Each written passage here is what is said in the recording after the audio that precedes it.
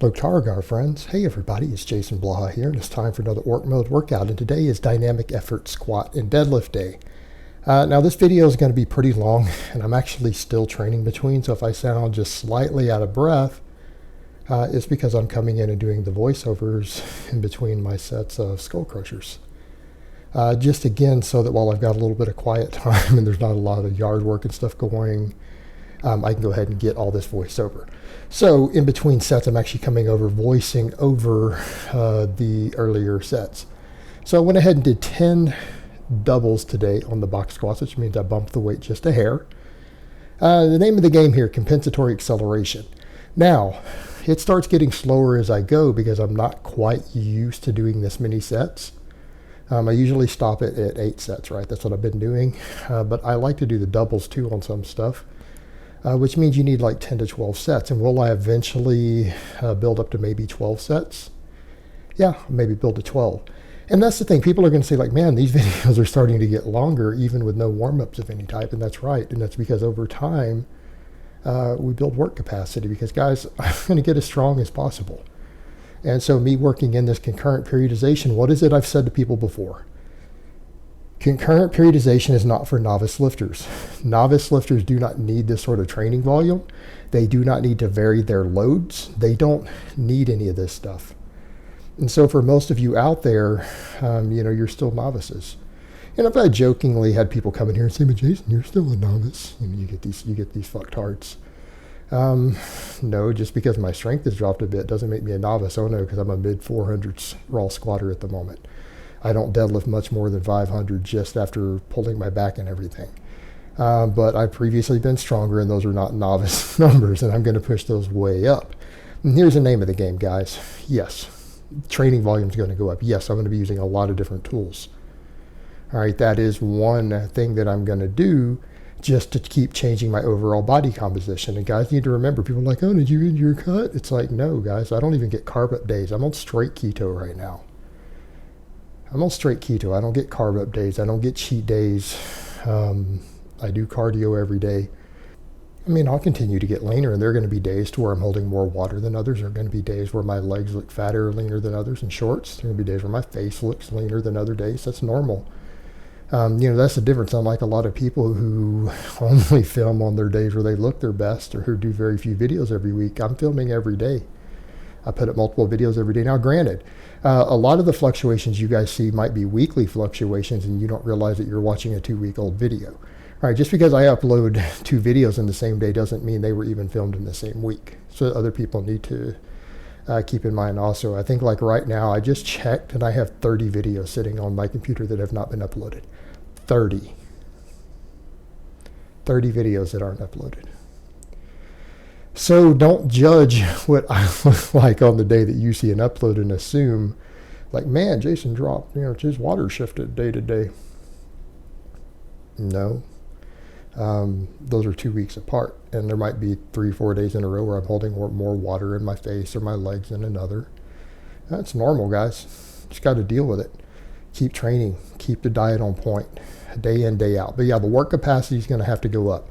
Training volume is going to go up. When you're running this sort of system of training, the whole point is that you want to be able to increase your volumes and your heavy days. So you're trying to increase weight on the bar on your heaviest days. You're trying to increase volume on your higher volume days.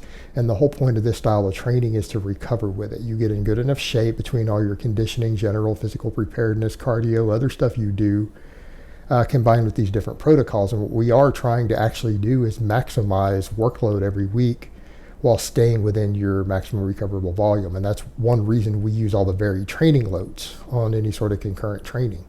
That's why this is for more advanced lifters. So I tell you novices, don't do this. First of all, most of you guys don't want to train this hard or this often or with this much volume. With actual real training, I don't mean come in and just doing a bunch of cable curls. Number 2, you don't even benefit from it. You guys just need to get strong at your basic lifts. You don't need to be saying, hey, if I pick this squat variation or this press variation instead of this other, I can do 2 extra sets every week and still recover.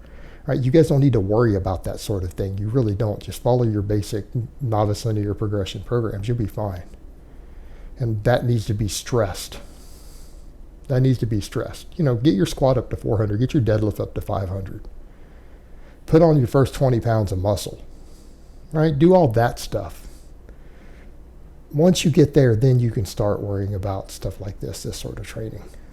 But, you know, what you guys will see over time, though, yeah, the whole goal, I'm using every tool at my disposal to get as strong as possible. We are using max effort work. We are using conjugate training with the max effort lifts. I am doing concurrent periodization. I'm using dynamic effort work, compensatory acceleration. I'm using high volume training on smaller movements, you know, with a lot of reps. So again, a lot of training volume for weak points, things like my triceps, abs, lower back, rear delts, all that stuff, everything.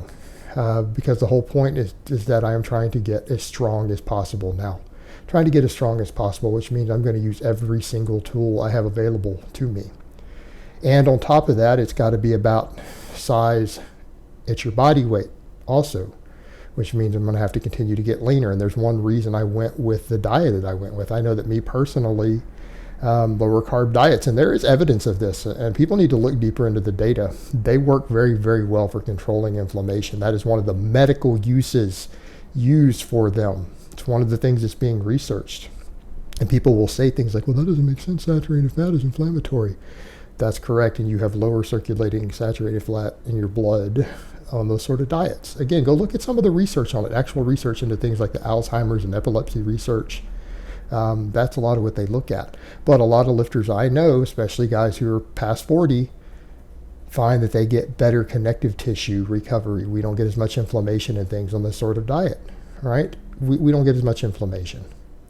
And we know that among athletes, fat intake is associated with lower injury rates. Yes, we can argue about the anabolic response of carbs and the insulin. We can argue about that. Valid point to be made. But you get anabolic response from protein. You get anabolic response from your calories. You get anabolic response from your training volume. If you can train at the highest volumes possible and your connective tissue gets the least inflammation and you get the lowest injury rates, that's what's going to give you the most muscle mass. That's what's going to give you the most strength. So for me personally, I have found historically that style of eating, and that's one of the reasons I do it, controls my inflammation and recovery very, very, very well compared to a lot of the higher carb diets I've done. This is knowing my body after decades of being in the iron game and looking back at what I did when I was at my strongest in my life. So that's a lot of what I'm doing. So what's going on here? Sumo pulls.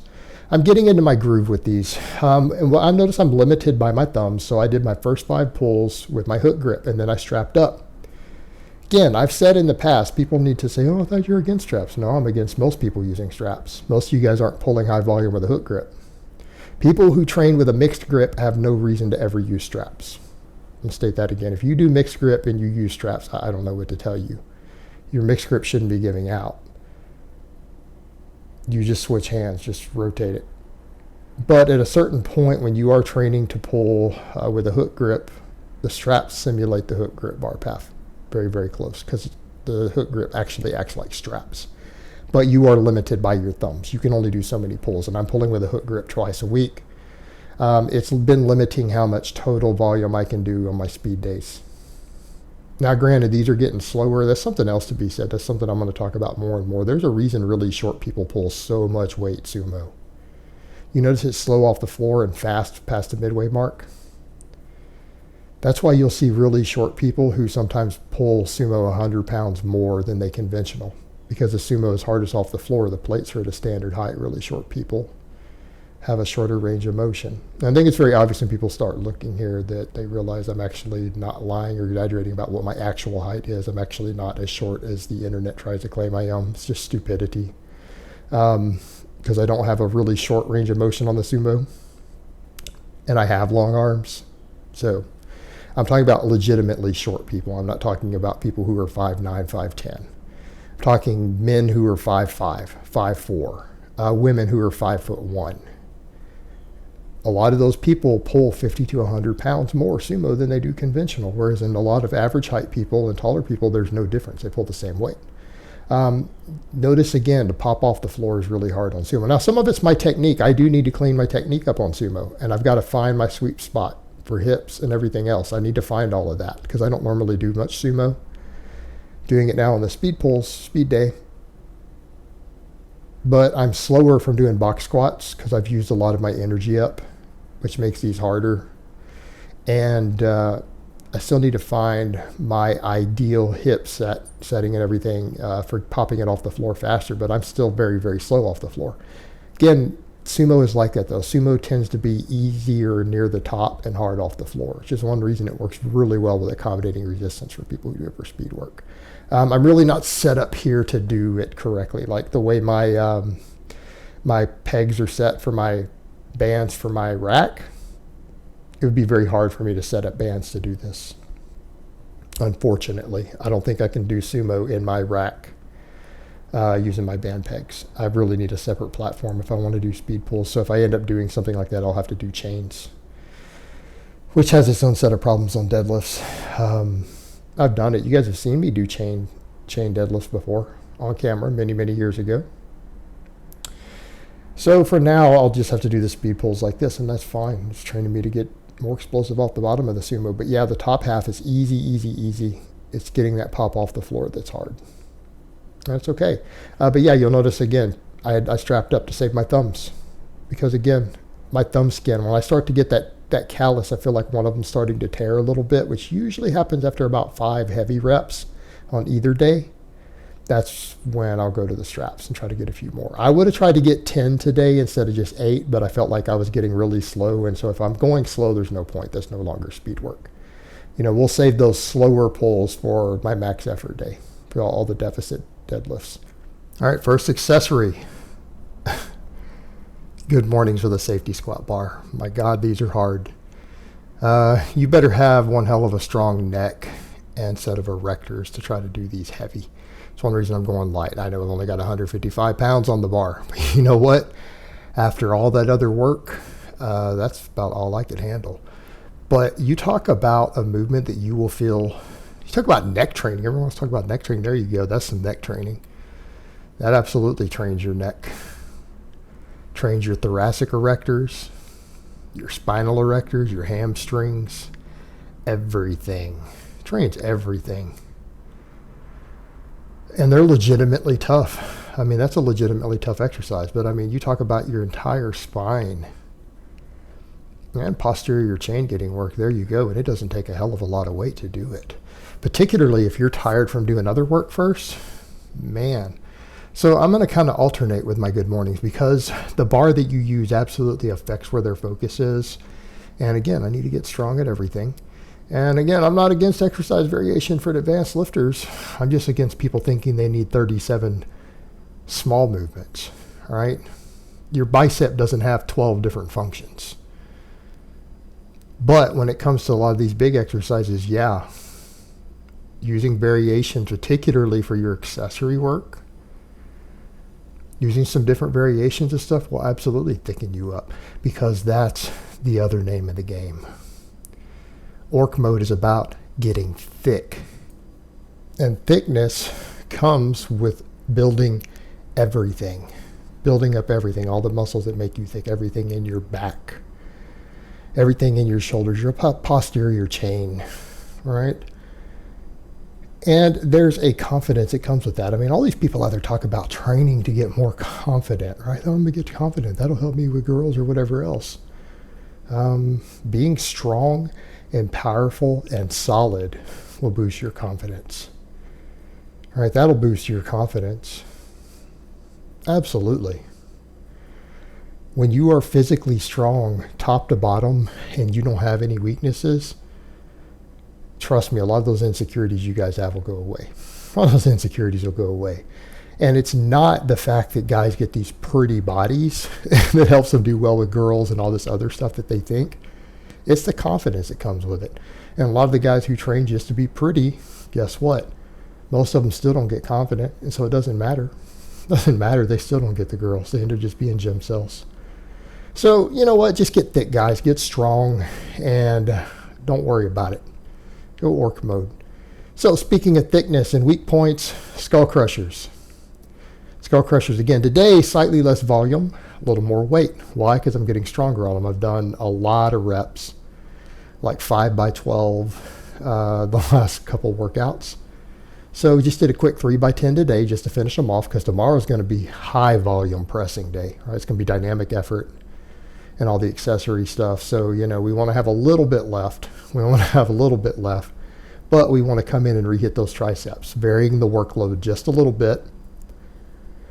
Again, falls back into the category of concurrent training. We did a couple of 5x12s. Now we'll do a 3x10. Then tomorrow will be dynamic effort.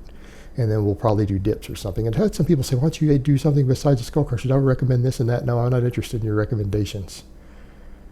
These are fine. They're working towards my specific goals at the moment. I may eventually replace them with JM presses, which I used to do on camera. But for now, they fit the goals I need, help bring up my triceps, with the volume that I can get away with and recover from without the tendonitis. And once my overhead press starts going up enough from the extra long head growth, then I will switch to something else like a JM press, and we'll rotate a new exercise in. But for now, they're going to get the job done. I'll do these 3 days a week. I'll do them 3 days a week, and then we'll finish off with a bigger movement on my dynamic effort day in place of these. So here we go, my final set, and this has been a long workout, and these are just going to get longer from here. Some of these are eventually going to start reaching 20, 30 minutes probably as my work capacity goes up. So I hope it's been informative, and I will talk to you guys next time.